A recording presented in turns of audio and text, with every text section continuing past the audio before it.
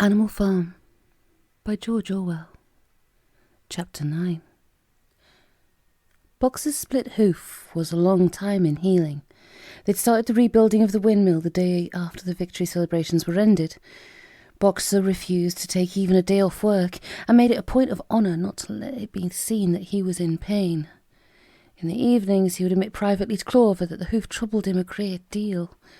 Clover treated the hoof with poultices of herbs which she prepared by chewing them, and both she and Benjamin urged Boxer to work less hard. "A horse's lungs do not last forever," she said to him, but Boxer would not listen. He had, he said, only one real ambition left: to see the windmill well under way before he reached the age for retirement. At the beginning, when the laws of Animal Farm were first formulated, the retiring age had been fixed for horses and pigs at 12, for cows at 14, for dogs at 9, for sheep at 7, and for hens and geese at 5. Liberal old-age pensions had been agreed upon. As yet, no animal had actually retired on pension, but of late the subject had been discussed more and more. Now that the small field beyond the orchard had been set aside for barley, it was rumoured that a corner of the large pasture was to be fenced off and turned into a grazing ground for superannuated animals. For a horse, it was said, the pension would be £5 of corn a day, and, in winter, £15 of hay, with a carrot or possibly an apple on public holidays. Boxer's 12th birthday was due in the late summer of the following year. Meanwhile, life was hard. The winter was as cold as the last one had been, and food was even shorter. Once again, all rations were reduced, except those of the pigs and the dogs. A too rigid equality in rations, Squealer explained, would have been contrary to the principles of animalism. In any case, he had no difficulty in proving to the other animals that they were not in reality short of food, whatever the appearances might be. For the time being, certainly, it had been found necessary to make a readjustment of rations. Squealer always spoke of it as a readjustment, never as a reduction, but in comparison with the days of Jones, the improvement was enormous. Reading out the figures in a shrill, rapid voice, he proved to them in detail that they had more oats, more hay, more turnips than they had in Jones's day, that they worked shorter hours, that the drinking water was of better quality, that they lived longer, that a larger proportion of their young ones survived infancy, and that they had more straw in their stalls and suffered less from fleas. The animals believed every word of it. Truth to tell, Jones and all he stood for had almost faded out of their memories. They knew that life nowadays was harsh and bare, that they were often hungry and often cold, and that they were usually working when they were not asleep. But doubtless it had been worse in the old days. They were glad to believe so. Besides, in those days they had been slaves, and now they were free, and that made all the difference, as Squealer did not fail to point out. There were many more mouths to feed now. In the autumn, the 4 sows had all littered about simultaneously, producing 31 young pigs between them. The young pigs were piebald, and as Napoleon was the only boar on the farm, it was possible to guess at their parentage. It was announced that later, when bricks and timber had been purchased, a schoolroom would be built in the farmhouse garden. For the time being, the young pigs were given their instruction by Napoleon himself in the farmhouse kitchen. They took their exercise in the garden and were discouraged from playing with the other young animals. About this time, too, it was laid down as a rule that when a pig and any other animal met on the path, the other animal must stand aside, and also that all pigs, of whatever degree, were to have the privilege of wearing green ribbons on their tails on Sundays. The farm had had a fairly successful year, but it was still short of money. There were the bricks, sand and lime for the schoolroom to be purchased, and it would also be necessary to begin saving up again for the machinery for the windmill. Then there were the lamp oil and candles for the house, sugar for Napoleon's own table. He forbade this to the other pigs on the ground that it made them fat, and all the usual replacements such as tools, nails, string, coal, wire, scrap iron, and dog biscuits. A stump of hay and part of the potato crop were sold off, and the contract for eggs was increased to 600 a week, so that year the hens barely hatched enough chicks to keep their numbers at the same level. Rations, reduced in December, were reduced again in February, and lanterns in the stalls were forbidden to save oil. But the pigs seemed comfortable enough. and in fact were putting on weight, if anything. One afternoon in late February, a warm, rich, appetizing scent, such as the animals had never smelt before, wafted itself across the yard from the little brewhouse, which had been disused in Jones's time, and which stood beyond the kitchen. Someone said it was the smell of cooking barley. The animals sniffed the air hungrily and wondered whether a warm mash was being prepared for their supper. But no warm mash appeared, and on the following Sunday it was announced that from now onwards all barley would be reserved for the pigs. The field beyond the orchard had already been sown with barley, and the news soon leaked out that every pig was now receiving a ration of a pint of beer daily, with half a gallon for Napoleon himself, which was always served to him in the Crown Derby soup tureen. But if there were hardships to be borne, they were partly offset by the fact that life nowadays had a greater dignity than it had before. There were more songs, more speeches, more processions. Napoleon had commanded that once a week there should be held something called a spontaneous demonstration, the object of which was to celebrate the struggles and triumphs of Animal Farm. At the appointed time, the animals would leave their work and march round the precincts of the farm in a military formation, with the pigs leading, then the horses, then the cows, then the sheep, and then the poultry. The dogs flanked the procession, and at the head of all marched Napoleon's black cockerel.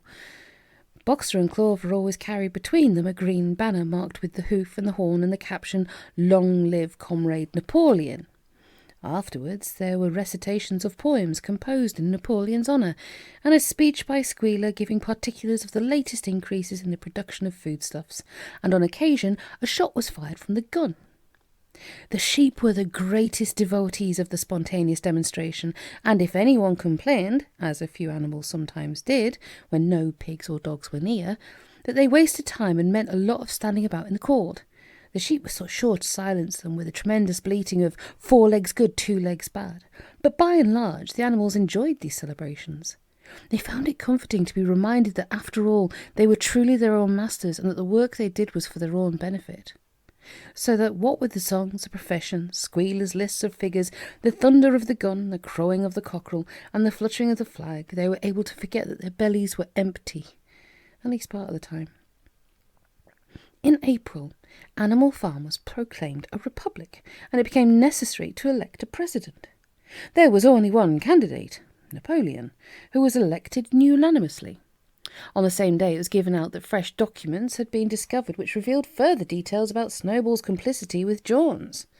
It now appeared that Snowball had not, as the animals had previously imagined, merely attempted to lose the Battle of the Cowshed by means of a stratagem, but had been openly fighting on Jones's side. In fact, it was he who had actually been the leader of the human forces and had charged into battle with the words "Long live humanity" on his lips. The wounds on Snowball's back, which a few of the animals still remembered to have seen, had been inflicted by Napoleon's own teeth. In the middle of summer, Moses the raven suddenly reappeared on the farm, after an absence of several years. He was quite unchanged, still did no work, and talked in the same strain as ever about Sugar Candy Mountain. He would perch on a stump, flap his black wings, and talk by the hour to anyone who would listen. "Up there, comrades," he would say solemnly, pointing to the sky with his large beak. "Up there, just the other side of that dark cloud, that you can see, that there it lies, Sugar Candy Mountain, that happy country where we poor animals shall rest for ever from our labours." He even claimed to have been there on one of his higher flights, and to have seen the everlasting fields of clover and the linseed cake and lump sugar growing on the hedges. Many of the animals believed him. Their lives now, they reasoned, were hungry and laborious. Was it not right and just that a better world should exist somewhere else? A thing that was difficult to determine was the attitude of the pigs towards Moses.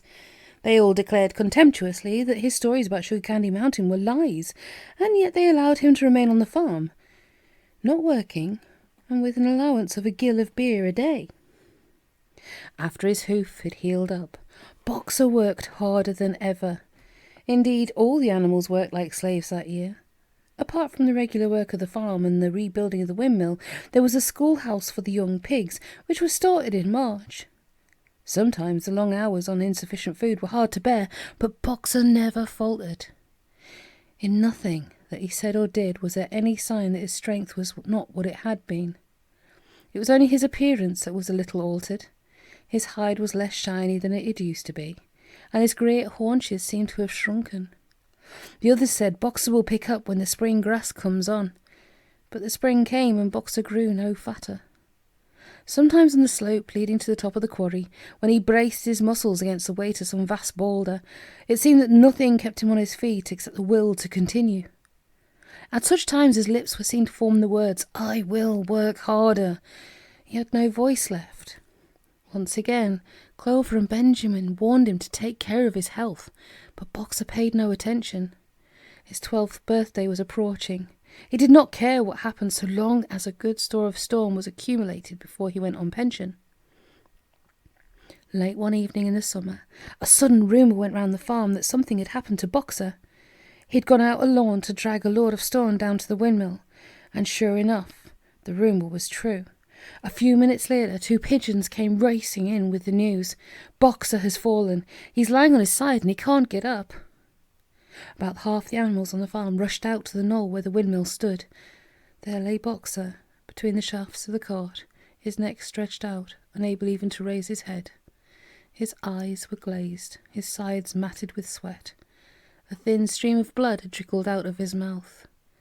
Clover dropped to her knees at his side. "Boxer," she cried, "how are you?" "It's my lung," said Boxer in a weak voice. "It doesn't matter. I think you will be able to finish the windmill without me. There is a pretty good store of stone accumulated. I had only another month to go in any case. To tell you the truth, I'd been looking forward to my retirement, and perhaps as Benjamin is growing old too, they will let him retire at the same time and be a companion to me." "We must get help at once," said Clover. "Run, somebody, and tell Squealer what's happened." All the other animals immediately raced back to the farmhouse to give Squealer the news. Only Clover remained, and Benjamin, who lay down at Boxer's side, and without speaking kept the flies off him with his long tail. After about a quarter of an hour, Squealer appeared, full of sympathy and concern. He said that Comrade Napoleon had learned with the very deepest distress of his misfortune to one of the most loyal workers on the farm, and was already making arrangements to send Boxer to be treated in the hospital at Willingdon. The animals felt a little uneasy at this. Except for Molly and Snowball, no other animal had left the farm, and they did not like to think of their sick comrade in the hands of human beings. However, Squealer easily convinced them that the veterinary surgeon in Willingdon would treat Boxer's case more satisfactorily than could be done on the farm. And about half an hour later, when Boxer had somewhat recovered, he was with difficulty got onto his feet and managed to limp back to his stall, where Clover and Benjamin had prepared a good bed of straw for him. For the next 2 days, Boxer remained in his stall.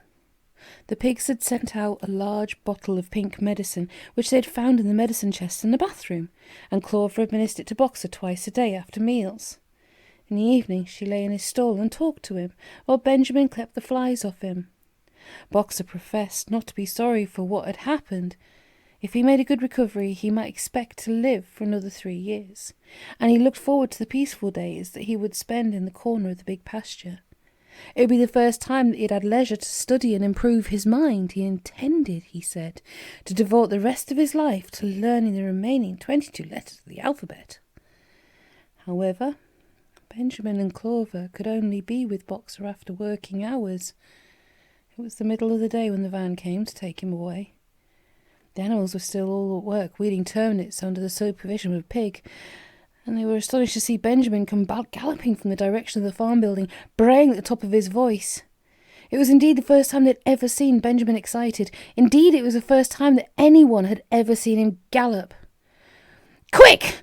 Quick!" he shouted. "Come at once! They're taking Boxer away!" Without waiting for orders from the pig, the animals broke off work and raced back to the farm buildings. Sure enough, there in the yard was a large closed van, drawn by 2 horses with lettering on its side, and a sly-looking man in a law-crowned bowler hat sitting on the driver's seat. And Boxer's stall was empty. The animals crowded around the van. "Goodbye, Boxer! Goodbye!" "Fools! Fools!" shouted Benjamin, prancing around them and stamping the earth with his small hooves. "Fools! Do you not see what is written on the side of the van?" That gave the animal pause, and there was a hush.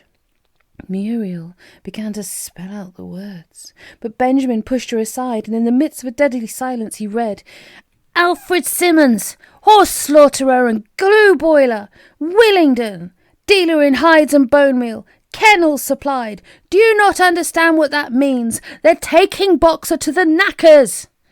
A cry of horror burst from all the animals. At this moment the man on the box whipped up his horses and the van moved out of the yard at a smart trot. All the animals followed, crying out at the top of their voices. Clover forced her way to the front. The van began to gather speed. Clover tried to stir her stout limbs to a gallop and achieved a canter. "Boxer!" she cried. "Boxer! Boxer! Boxer!" And just at this moment, as though he'd heard the uproar outside, Boxer's face, with a white stripe down his nose, appeared at the small window at the back of the van. "Boxer!" cried Clover in a terrible voice. "Boxer, get out! Get out quickly! They're taking you to your death!" All the animals took up the cry of "Get out, Boxer! Get out!" But the van was already gathering speed and drawing away from them. It was uncertain whether Boxer had understood what Clover had said, but a moment later his face disappeared from the window, and there was the sound of a tremendous drumming of hooves inside the van. He was trying to kick his way out. The time had been when a few kicks from Boxer's hooves would have smashed the van to matchwood, but alas, his strength had left him, and in a few moments the sound of drumming hooves grew fainter and died away. In desperation, the animals began appealing to the two horses which drew the van to stop. "Comrades! Comrades!" they shouted. "Don't take your own brother to his death!"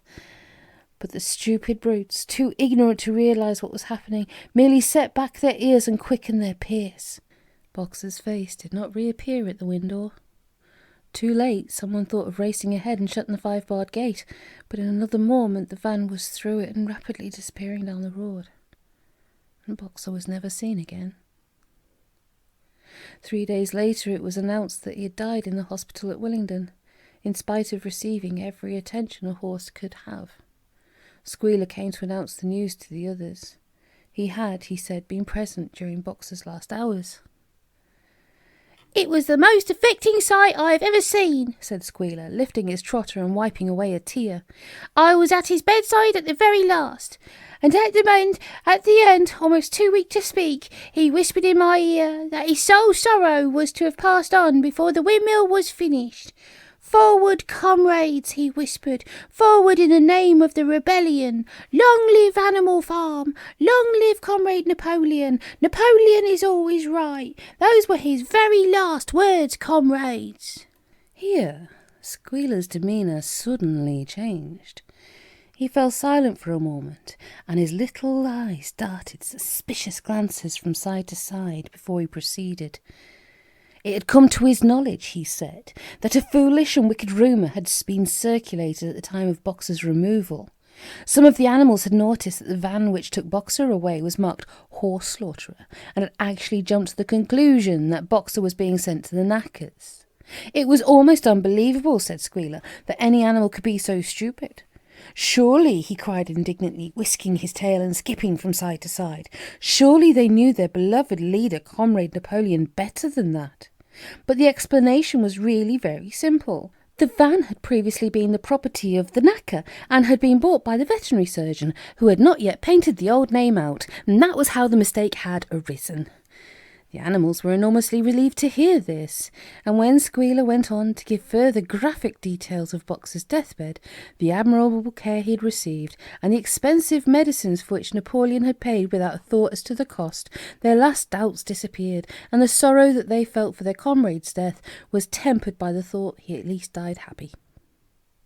Napoleon himself appeared at the meeting on the following Sunday morning, and pronounced a short oration in Boxer's honour. It had not been possible, he said, to bring back their lamented comrade's remains for interment on the farm, but he had ordered a large wreath to be made from the laurels in the farmhouse garden and sent down to be placed on Boxer's grave. And in a few days' time the pigs intended to hold a memorial banquet in Boxer's honour. Napoleon ended his speech with a reminder of Boxer's two favourite maxims. I will work harder, and Comrade Napoleon is always right. Maxims, he said, which every animal would do well to adopt as his own.